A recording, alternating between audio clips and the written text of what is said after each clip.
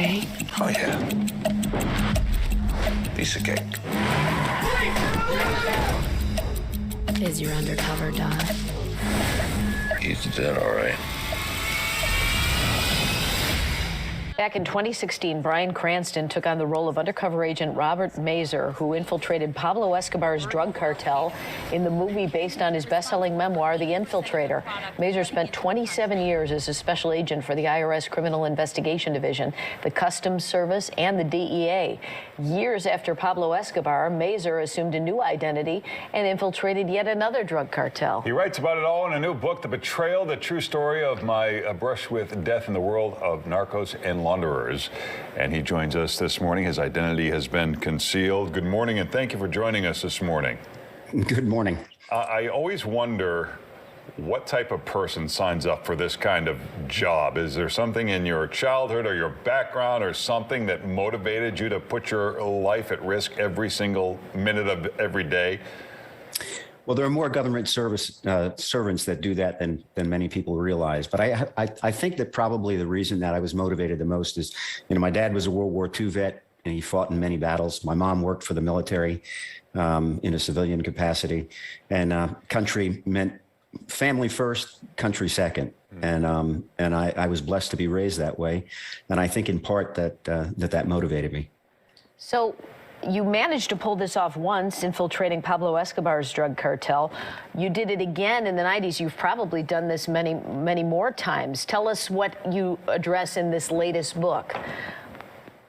Well, there are many layers of betrayal in this book, but I was compelled to write this book because I had a very unique opportunity to climb within through a portal of the real world into the underworld at a level that most people never get the opportunity to see. And I felt compelled to share it with the public.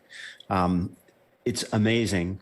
The United Nations on Drugs and Crime estimates that about $2 trillion a year is generated from illicit activity, seeking secrecy from governments.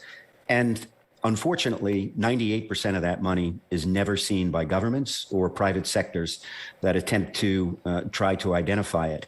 And the reason that happens is because there is, in fact, a segment of the international banking and business community and people within governments who provide protection to those illicit organizations that generate all that money. And unfortunately, that creates exponentially corruption around the world, which today is at an epidemic level.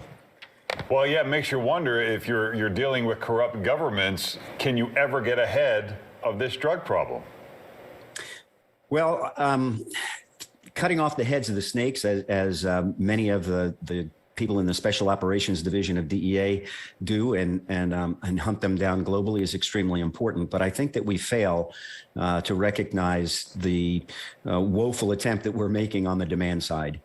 Yeah, we do anemically provide drug education and drug treatment, but we have a particular problem, I think, in our nation, and that is that we fail to provide to underserved and underprivileged communities an opportunity for economic equality.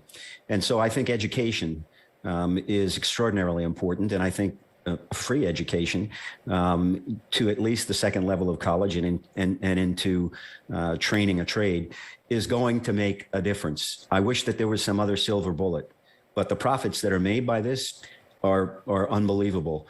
500. When I was working with the Medellin cartel, it cost $500 to make a kilo, $2,500 to move that into the United States. So an investment of $3,000. It was sold for $15,000, so $12,000 profit on each kilo, and they were moving in tens of thousands of kilos at a time. And I hate to say it, but unfortunately, the drugs are moving in even greater now. And as we all know, the fentanyl problem that we face is horrific, but that comes about because of an alliance between the Chinese triads and the Mexican and Colombian cartels, as well as Hezbollah and other terrorist organizations. What's the most unbelievable thing that has happened to you? Like, you tell people this story and they probably just don't believe it. Yeah, there were a couple of close calls, but I think in the betrayal, the thing that really is unfortunate and different is that it turned out that one of the people who was working undercover with me was on the take of the Cali cartel, the very same people that we were trying to infiltrate. and he sold me out to the leaders of the cartel and nearly got me killed.